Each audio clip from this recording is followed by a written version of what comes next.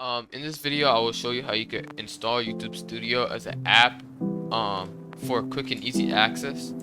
So, go to your YouTube channel,